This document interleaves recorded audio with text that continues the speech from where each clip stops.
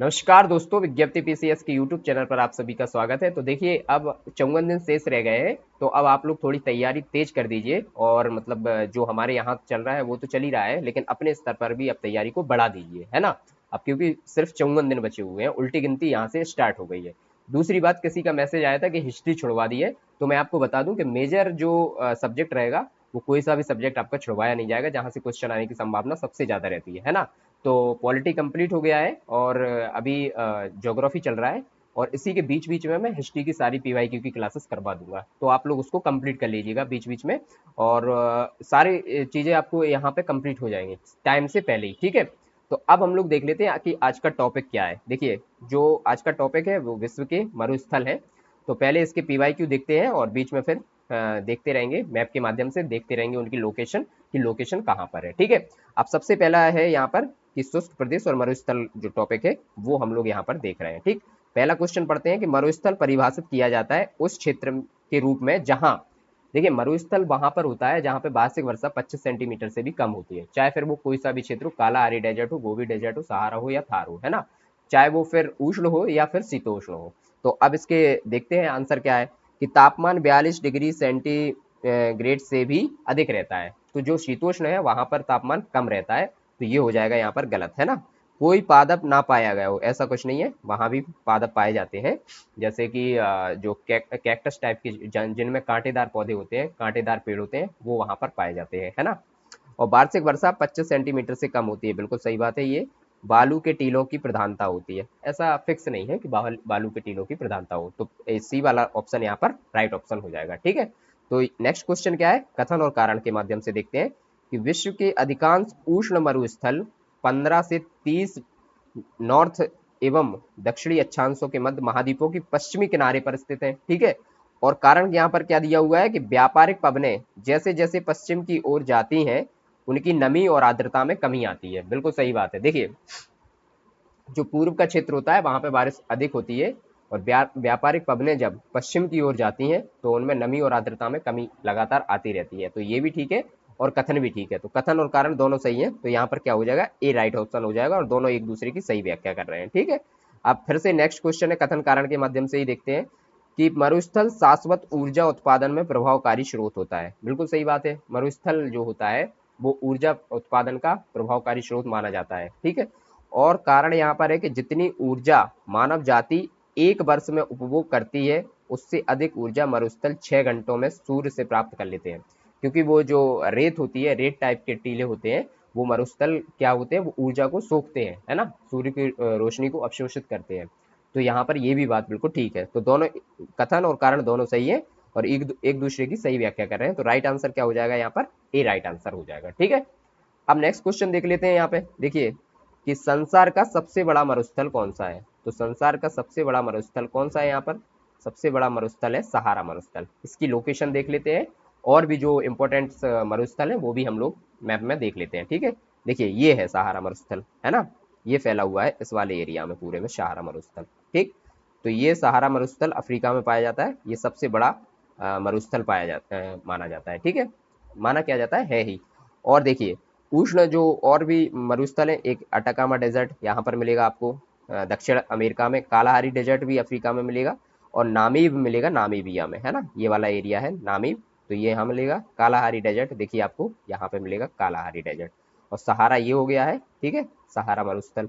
और जो सोनोरन है ये मिल जाएगा आपको अमेरिका और मेक्सिको की सीमा पर, है ना, सोनोरन हो जाएगा।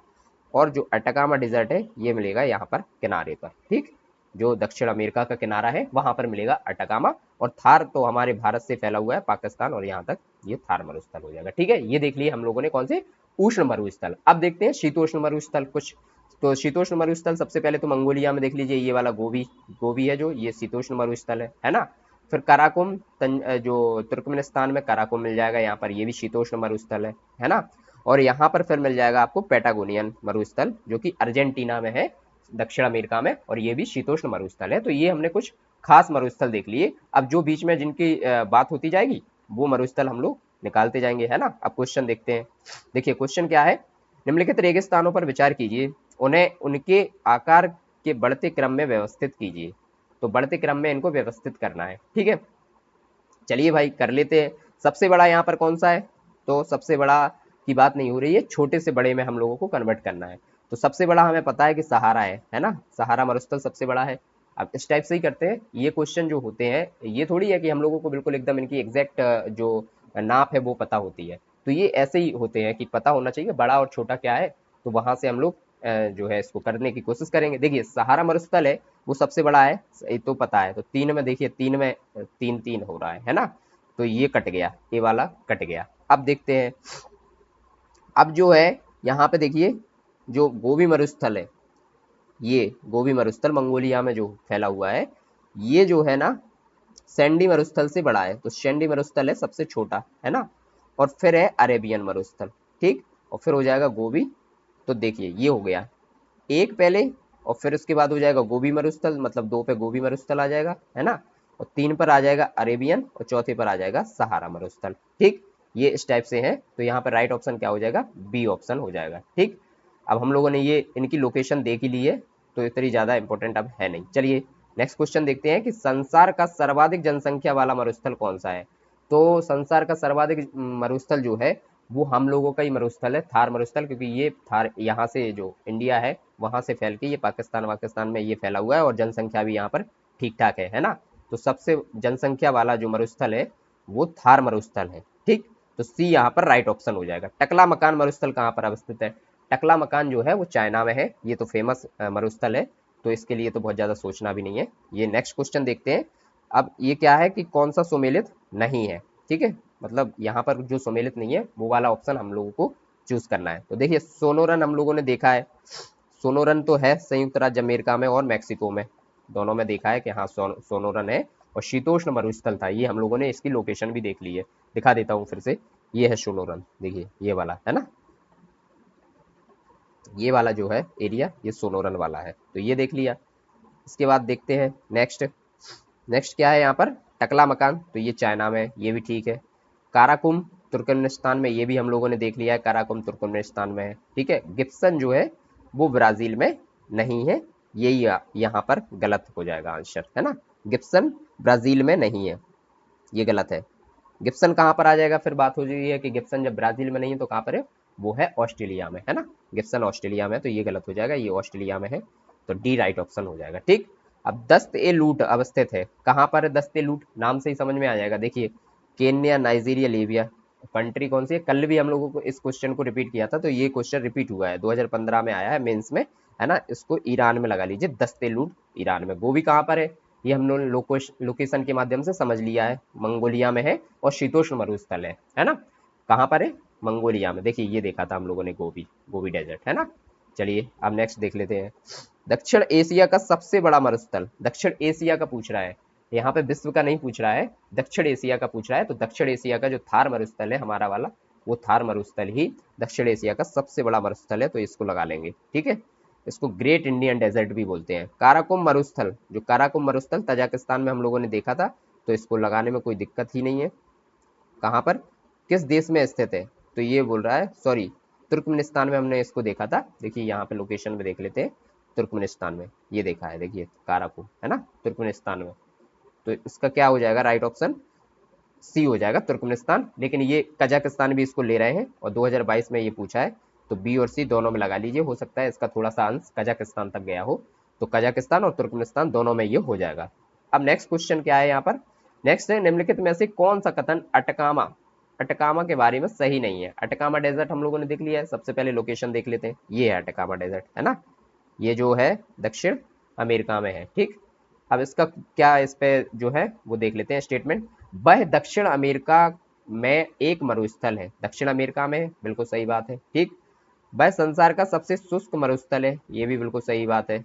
वह दक्षिणी चिली में अवस्थित है, देखिए दक्षिणी चिली में ये अवस्थित बिल्कुल नहीं है, ये कहाँ पर है, पेरू और उत्तरी चिली है वहां पर फैला हुआ है, और बोलिविया में थोड़ा सा इसका अंश है, तो तीन देशों में ये फैला हुआ है। देखिए ये है, कहाँ पर है, ये थोड़ा मिटा के देख लेते हैं, यहाँ पे है, देखिए ये हो गया पेरू, और ये हो गया चिली, और ये है बोलिविया, तो यहीं पे ये फैला हुआ है अटकामा डेजर्ट, ठीक। अब ये आप लोगों को समझ में आ गया होगा। तो अब ये तो हो गया, नेक्स्ट बिल्कुल गलत हो गया सी वाला, है ना, सी वाला ऑप्शन यहाँ पर एकदम गलत हो गया। और नेक्स्ट क्या है, उसे नाइट्रेट की प्रचुर मात्रा है। तो ये तो हमारी पकड़ में आए भी नहीं तब भी कोई दिक्कत नहीं है, लेकिन सी वाला पकड़ में आ गया कि वह दक्षिणी चिली में अवस्थित नहीं है, तो ये हो गया रॉन्ग, तो सी वाला यहाँ पर रॉन्ग हो जाएगा। ठीक है, निम्नलिखित में से कौन शीतोष्ण कटिबंधीय मरुस्थल, शीतोष्ण कटिबंधीय मरुस्थल के बारे में पूछ रहा है, तो पैटागोनियन का जो है पैटागोनियन, ये कहाँ पे देखा था हम लोगों ने पैटागोनियन, तो ये अर्जेंटीना में देखा था, वो जो है शीतोष्ण कटिबंधीय है। ये हम लोग देख लेते हैं अभी भी लोकेशन पे, ये है पैटागोनियन, है ना, ये वाला एरिया। ठीक है, ये भी हो गया।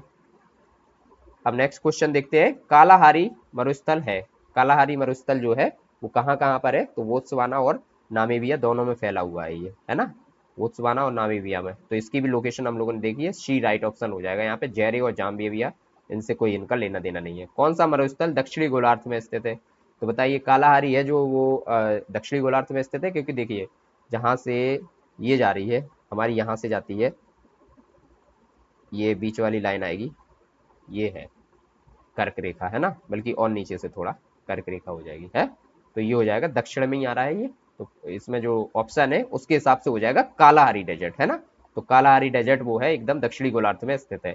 अब आ गए हैं घास के मैदान। ठीक, तो घास के मैदान हम लोग देख लेते हैं अभी हाल ही, है ना, घास के मैदान। तो अब घास के मैदानों को जो है एक नजर में हम लोग देख लेते हैं। ठीक है, विश्व के घास के मैदान जो कौन कौन से हैं, कहाँ कहाँ पर ये पाए जाते हैं, इनको हम लोग एक एक से देखिए देख लेते हैं और फिर उसके बाद क्वेश्चन सॉल्व कर लेंगे। देखिए सबसे पहले प्रेरीज, प्रेरीज कहाँ पे पाया जाता है, तो ये पाया जाता है कनाडा और यूएसए में। ठीक है, कनाडा और यूएसए में हम लोगों को मिलेगा प्रेरीज, ये है प्रेरीज। ठीक है, इसके बाद देखते हैं लानोस, तो लानोस मिलेगा हम लोगों को कहाँ पे, वेनेजुएला में लानोस मिलेगा, है ना, ये वाला एरिया है, ये लानोस वाला है।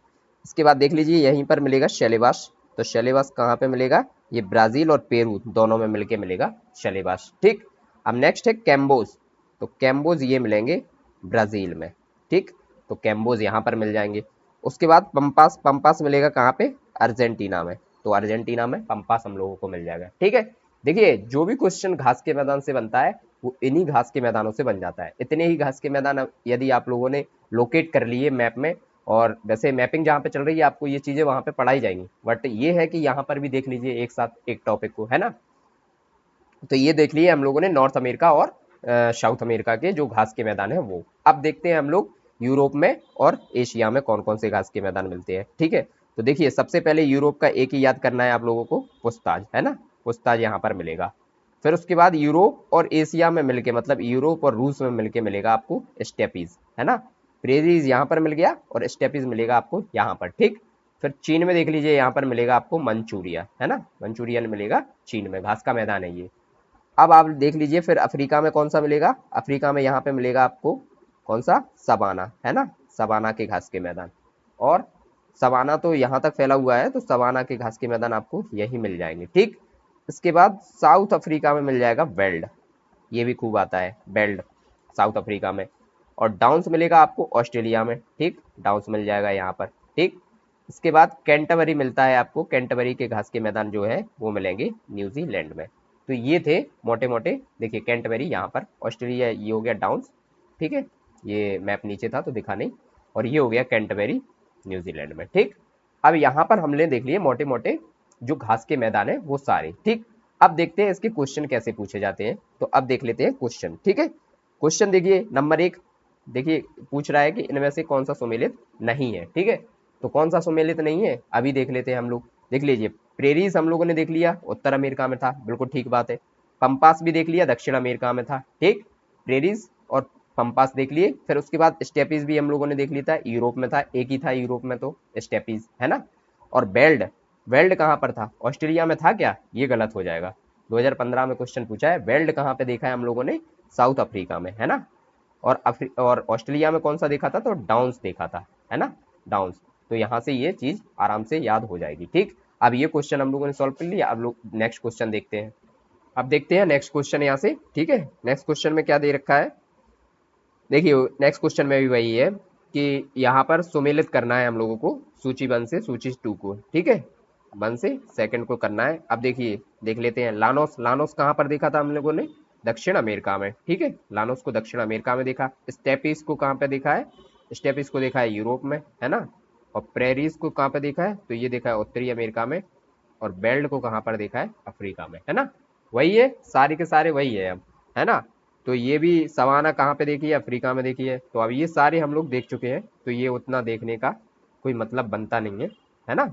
अब कुछ क्वेश्चन देख लेते हैं जो यहाँ पे देखिए, ये सारी हम लोग देख चुके हैं, है ना। वही है, जो वो मैप समझ लिया ना, उससे ये सारे क्वेश्चन हो रहे हैं, पूरे के पूरे क्वेश्चन है, मैंने देख रखे हैं, तो उतना उसमें घबराना नहीं है ना। अब नेक्स्ट क्वेश्चन यहाँ पे देखते हैं कि चैप्टर ही चेंज होगा, अब वहां से देखना पड़ जाएगा, है ना। देखिए चैप्टर अब चेंज हो गया है, विश्व में देश और उनकी सीमाएं देख रखी है। अब देखिए विश्व में देश और उनकी सीमाएं कैसे हम लोग करेंगे, तो एक दो क्वेश्चन तो हम लोग देख लेते हैं कि विश्व में देश और उनकी सीमाओं से कैसे क्वेश्चन पूछे जाते हैं, लेकिन सारे क्वेश्चन करने का यहाँ पे कोई मतलब नहीं है। देखिए मैं आपको बताऊं कि चाहे अफ्रीका हो, चाहे यूरोप हो, चाहे अमेरिका हो या फिर एशिया हो, आपको सारे देशों की जो कैपिटल्स है वो धीरे धीरे याद करनी पड़ेंगी। कैसे, पाँच पाँच छः छः करके पर डे थोड़ा सा देख लीजिएगा, और कोई ट्रिक बनाइए, कोई किसी माध्यम से करिए, लेकिन उनको कर लीजिए, क्योंकि उससे क्वेश्चन यदि एक दो क्वेश्चन भी आते हैं और अगर हम नहीं कर पाते, तो सबसे ज्यादा दुख होता है इसी क्वेश्चन का कि यार कैपिटल्स पूछी थी और कैपिटल्स भी हमें पता नहीं है ना। तो कैपिटल्स को हम लोगों को याद करना है, और कैसे करना है, पांच पांच छह छह कैपिटल्स पर डे किसी ना किसी देश की कर लेना है। और लोकेशन और कैपिटल्स, लोकेशन और कैपिटल्स करने से क्या हो जाएगा, बहुत से क्वेश्चन हमारे घूम फिर के हम लोग वहां से सही कर ले जाते हैं, है ना। अब एक दो क्वेश्चन देख लेते हैं कि क्वेश्चन कैसे पूछता है, लेकिन इसके सारे क्वेश्चन देखने का कोई यहाँ पे मतलब बनता नहीं है, ठीक है। तो चलिए एक दो क्वेश्चन देखते हैं। जैसे देखिए यहाँ पे पूछ रहा है कि संसार का सबसे बड़ा देश कौन सा है ना। 1996 में ये क्वेश्चन पूछा था। तो ये कौन सा हो जाएगा फिर यहाँ पर, ब्राजील, ऑस्ट्रेलिया और चीन और संयुक्त राज्य अमेरिका में से संयुक्त राज्य अमेरिका हो जाएगा यहाँ पर क्वेश्चन, ठीक है। तो ये हो गया संयुक्त राज्य अमेरिका। नेक्स्ट क्वेश्चन क्या है, नेक्स्ट क्वेश्चन है यहाँ पर कि क्षेत्रफल की दृष्टि से निम्न देशों का सही आरोही क्रम पूछ रहा है, क्षेत्रफल की दृष्टि से पूछ रहा है। तो ये तो बड़े बड़े देशों का ही पूछता है, बहुत छोटे छोटे देशों का नहीं पूछेगा। उन्हें भी पता है कि ये सब स्टूडेंट ही है, कोई कंप्यूटर नहीं है। तो देखिए इसमें कैसा क्वेश्चन पूछता है, 2012 में पूछा था ये क्वेश्चन। बोल रहा है कि क्षेत्रफल की दृष्टि से निम्न देशों का सही आरोही क्रम बताना है, ठीक है।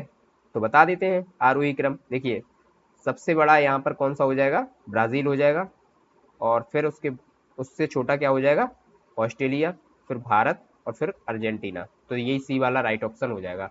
अब ये चीज तो हम लोग कर लेंगे। नेक्स्ट क्वेश्चन क्या है, निम्न में से कौन सा देश क्षेत्रफल में भारत से बड़ा नहीं है। तो कौन सा देश भारत से बड़ा नहीं है, देखिए रूस है, ब्राजील भी है, रूस है, कनाडा भी है, फ्रांस नहीं है। इस टाइप के क्वेश्चन आते हैं यहाँ पर, ठीक। तो हम इन क्वेश्चनों को बिल्कुल भी नहीं करेंगे। सारे क्वेश्चन आप लोगों को याद करना है, जब यहाँ पे जो राजधानियां हैं इनकी, तब वो चीजें याद होंगी, तो हम ये क्वेश्चन करने में हमें वैसे ही टाइम नहीं लगेगा। तो ये क्वेश्चन हम लोग सारे के सारे छोड़ रहे हैं यहाँ पर, है ना, क्योंकि सारी की सारी राजधानियां ही पूछी हैं, और कुछ क्वेश्चन इनमें से कर लेते हैं जो कि करने लायक है ना। राजधानी वाले क्वेश्चन छोड़ते जाएंगे और बाकी क्वेश्चन हम लोग यहाँ पे कर लेंगे, ठीक है। अब पूछ रहा है कि निम्नलिखित में से किसकी समुद्र रेखा सर्वाधिक लंबी है। तो किसकी सर्वाधिक लंबी समुद्र रेखा है, तो यहाँ पर है कनाडा की सर्वाधिक लंबी है।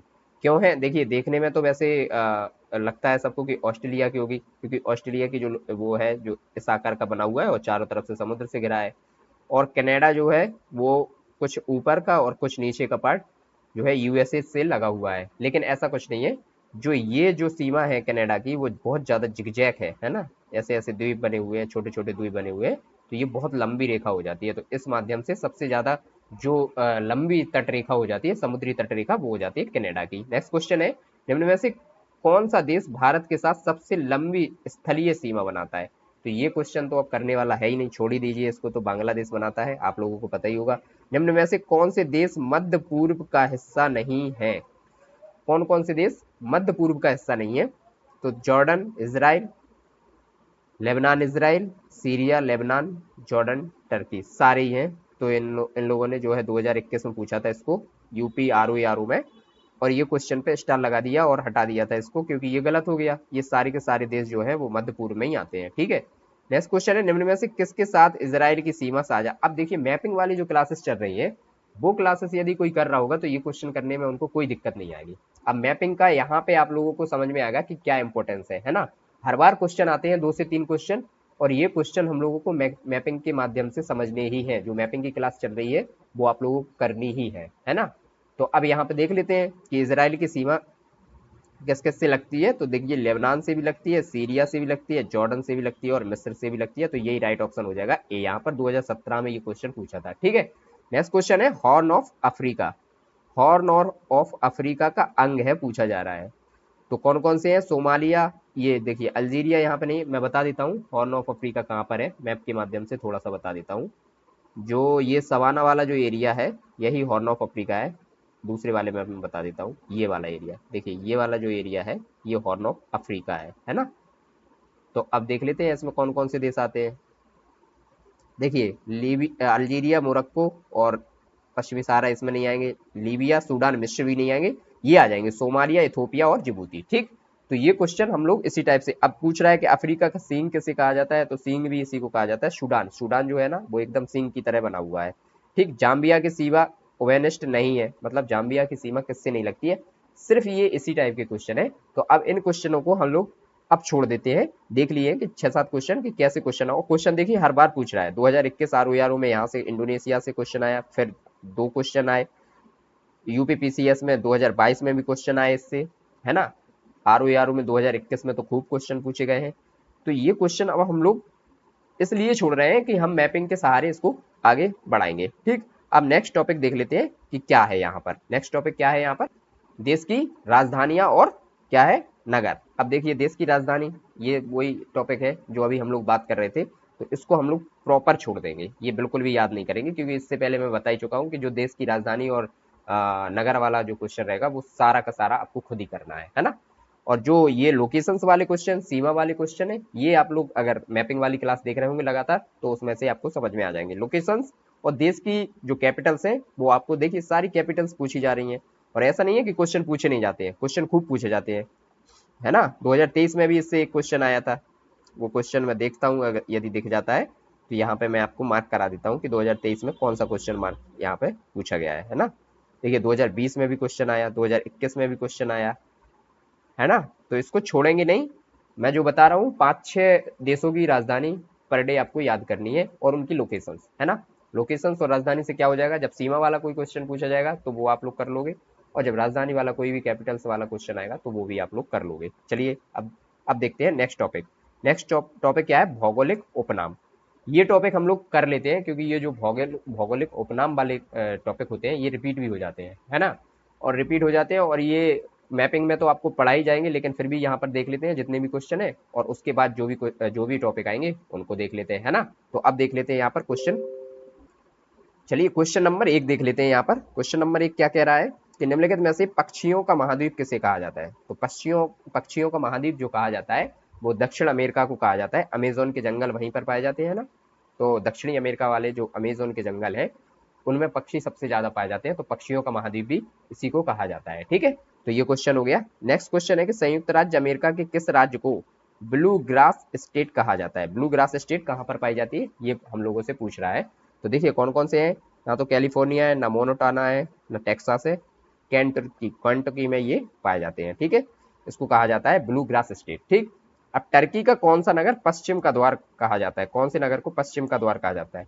टर्की का जो इस्तांबुल है उसको टर्की का द्वार कहा जाता है। कई बार ये क्वेश्चन आ चुका है और आप लोगों को ये बहुत आसानी से पता होगा ये क्वेश्चन, तो ये हो जाएगा इस्तांबुल, है ना। सूर्योदय का देश किसे कहा जाता है, अब देखिए सूर्योदय का देश किसे कहा जाता है, सबसे पूरब में जो होगा उसी को सूर्योदय का देश कहा जाएगा। अब देखिए जापान कहाँ पर है, ये है जापान, है ना। तो जापान को कह सकते हैं ना सूर्योदय का, क्योंकि सूर्य सबसे पहले, सूर्य की किरण जो होगी पूरब से, जब सूर्य निकलता है तो सबसे पहले एक सूर्य की किरण कहाँ पर पड़ेगी, तो वो पड़ेगी यहीं पर, है ना।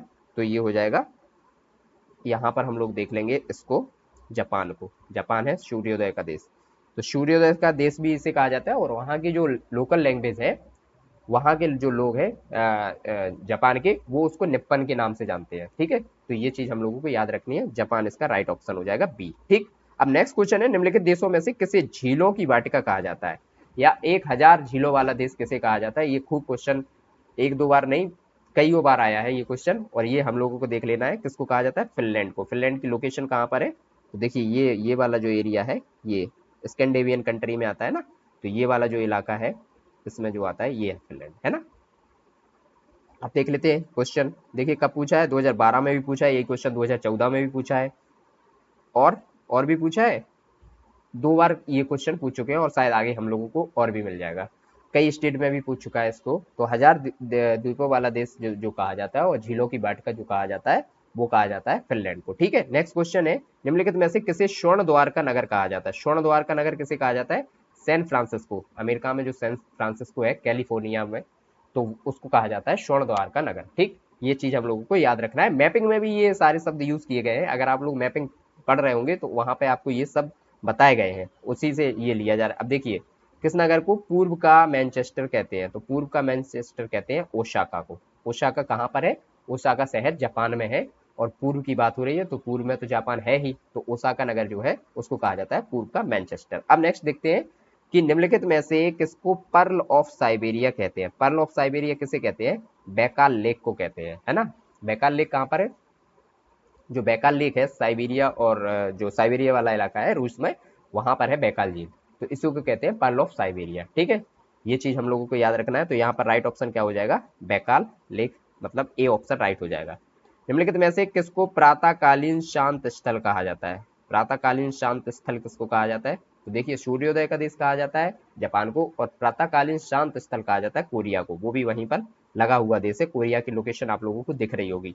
मैं जिस देश की बात कर रहा हूँ उस देश की लोकेशन तो कम से कम दिमाग में बननी चाहिए, वहां से क्वेश्चन आसानी से ठीक हो जाएगा। ठीक है, यूरोप की तेल की राजधानी किसको कहा जाता है? तो यूरोप की जो तेल की राजधानी है वो एबरडीन को कहा जाता है। ठीक, इसी टाइप के क्वेश्चन ये पूछे जाते हैं। और देखिए, ऐसा नहीं कि क्वेश्चन आ नहीं रहे, क्वेश्चन हर बार आते हैं इधर से। देखिए, 2017 में आए, 15 में आए, 15 में आए, अभी जो लेटेस्ट है वो भी देखिए 21 में आया था। आरू यारू में क्या क्वेश्चन आया था कि वादे की भूमि किसको कहा जाता है? किस द्वीप को वादे की भूमि कहा जाता है?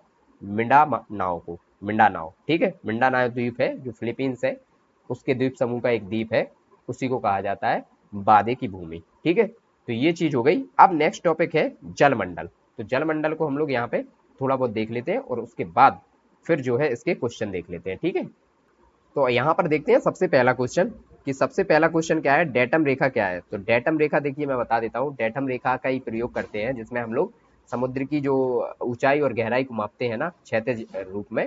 तो क्षैतिज रेखा के रूप में जो समुद्र की ऊंचाई और गहराई को मापते हैं तो वो डेटम रेखा के रूप में हम मापते हैं। ठीक है, तो अब देख लेते हैं। अब देखिए ऑप्शन क्या दिए हुए हैं। सबसे पहले ही ऑप्शन है समुद्र तल की क्षैतिज रेखा जिससे ऊंचाई और गहराई को मापा जाता है, इसी को क्या कहा जाता है? डेटम रेखा कहा जाता है। तो ये राइट ऑप्शन हो जाएगा बिल्कुल ठीक। नेक्स्ट क्वेश्चन है कि भूमि में गुरुत्वाकर्षण जल किस तनाव पर रहता है? गुरुत्वाकर्षण जल जो रहता है वो 1/3 पर रहता है ना। तो 1/3 एटमोस्फियर से कम पर रहता है।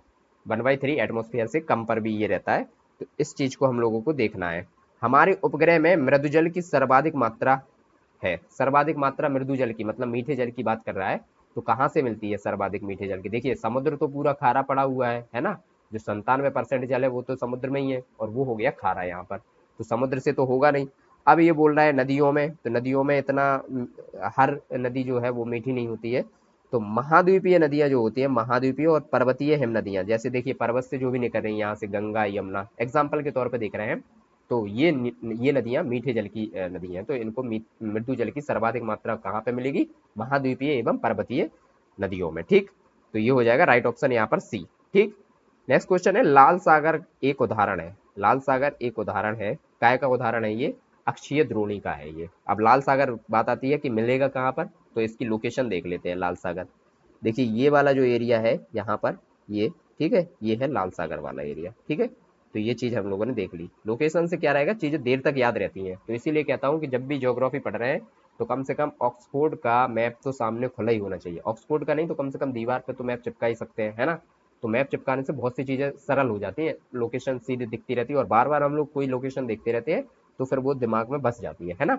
अब नेक्स्ट क्वेश्चन देखते हैं, समय ज्यादा ना खराब करते हुए नेक्स्ट क्वेश्चन को देखते हैं कि अजरबैजान की जो राजधानी है बाकू निम्नलिखित में से किस एक सागर के किनारे स्थित है? तो अजरबैजान की जो राजधानी है बाकू, वो कहाँ पर है? वो रहेगी आपकी कैस्पियन सागर में। ठीक है, देखिए कैस्पियन सागर से जो जो देश लगते हैं वो आप लोग देख लीजिए, यहीं पर समझ लीजिए एक बार कौन कौन से देश यहाँ पर लगते हैं यहाँ पर कैस्पियन सागर से। तो एक ट्रैक है इसकी, टर्की, है ना। टर्की, तुर्की नहीं लिखना, टर्की लिख लेना। तो टर्की से क्या क्या हो जाएगा? ये चीज आप लोग देख लीजिएगा, टर्की इसको देख लीजिए, और कैस्पियन सागर की जब लोकेशन आएगी तो मैं दिखा देता हूँ आपको। देखिए ये है हम लोगों का कैस्पियन सागर, है ना, कैस्पियन सागर। अब यहाँ पे कौन कौन से देश आपको मिल जाएंगे यहाँ पे कैस्पियन सागर के आसपास, है ना, वो देश हम लोग देख लेते हैं। सबसे पहले हम लोगों को यहाँ पे मिलेगा कजाकिस्तान। टर्की से कजाकिस्तान, देखिए यहाँ पे जो ट्रैक बन रही है टर्की, है ना, टर्की, तो के से हो जाएगा कजाकिस्तान, सबसे बड़ा देश यही है आसपास, है ना। फिर हो जाएगा टी से, क्या हो जाएगा, तो टी से हो जाएगा तुर्कमेनिस्तान, ये भी इससे लगता है, कौन सा, तुर्कमेनिस्तान, है ना।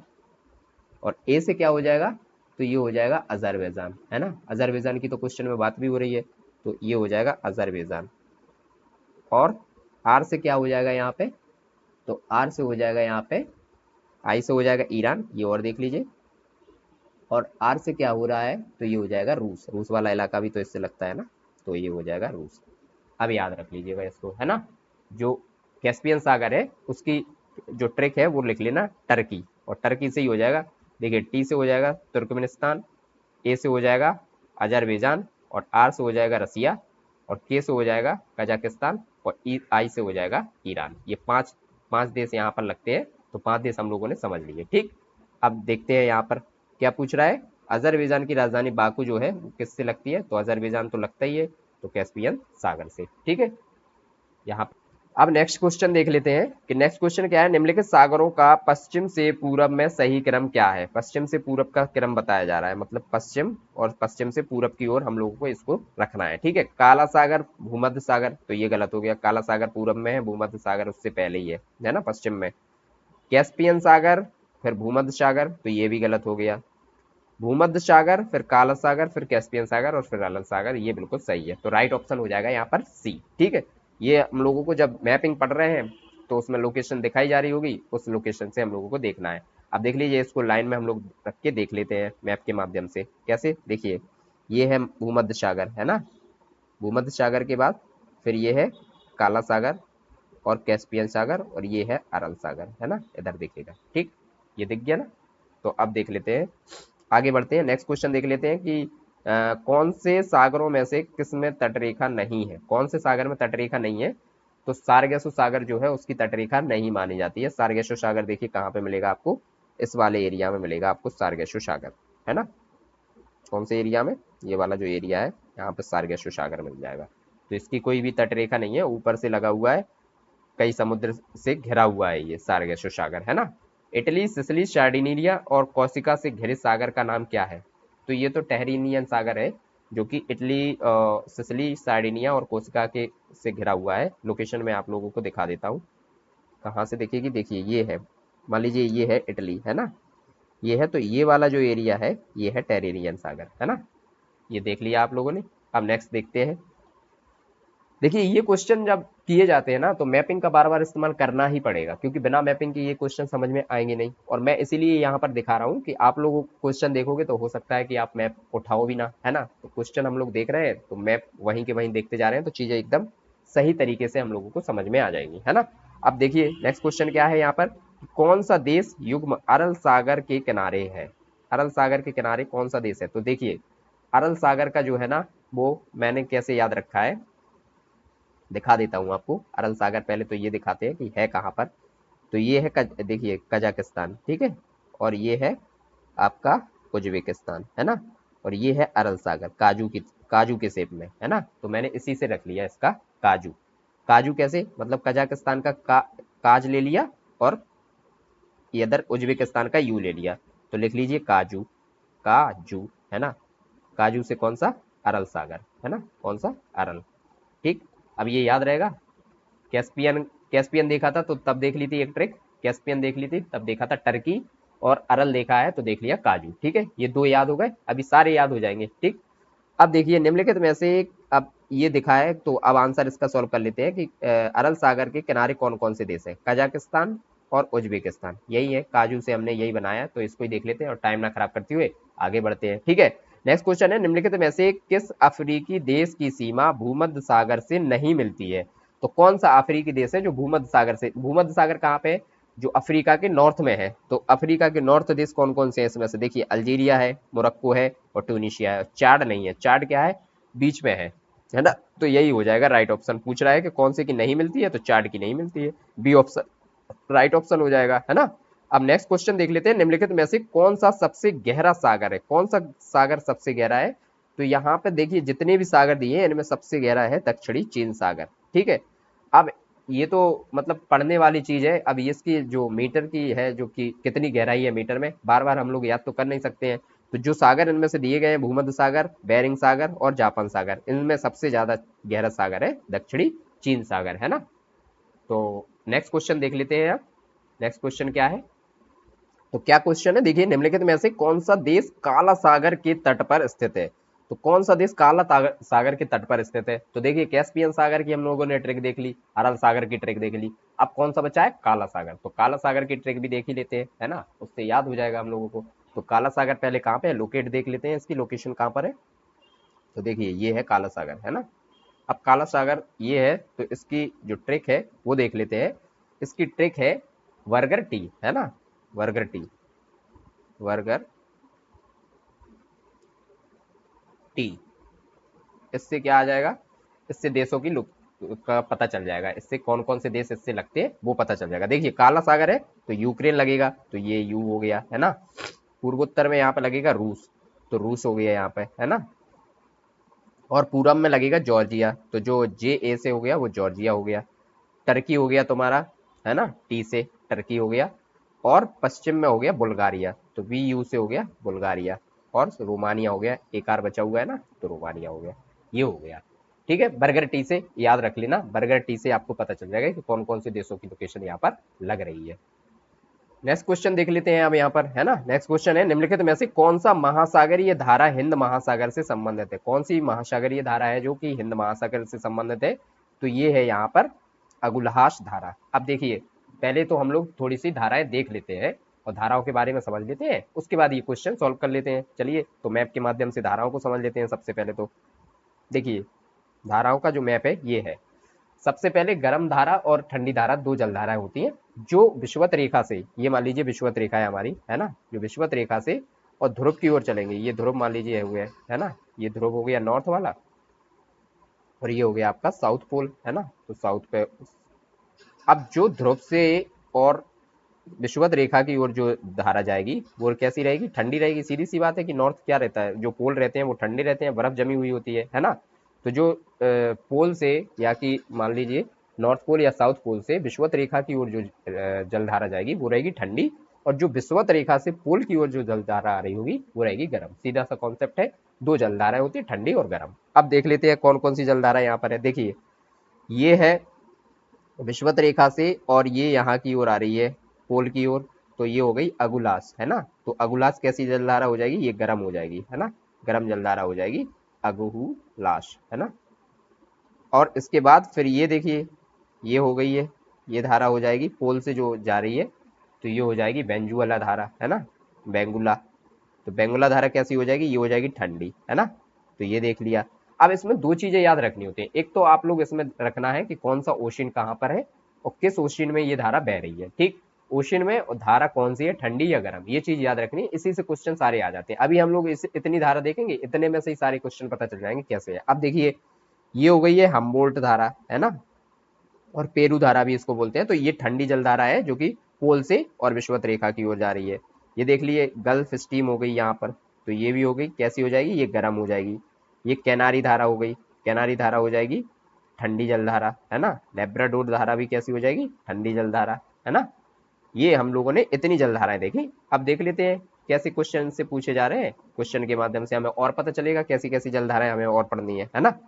अब देखते हैं, चलिए इसमें क्वेश्चन है कि निम्नलिखित में से कौन सी दक्षिणी अटलांटिक महासागर की शीतल जलधारा है।